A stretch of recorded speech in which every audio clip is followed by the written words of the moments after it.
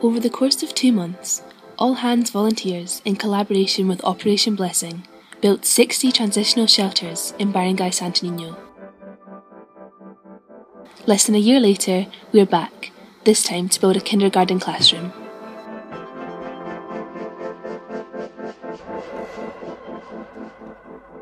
The relocation of 400 new residents to Barangay Santo Niño exponentially expanded the area's population and increased the number of students requiring schooling far beyond the elementary school's capacity.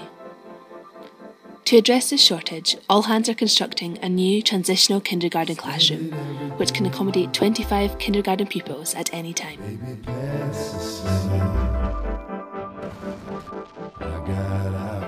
All Hands are committed to ensuring that the children of Barangay Santo Niño are able to continue their studies by providing a safe and child-friendly learning environment.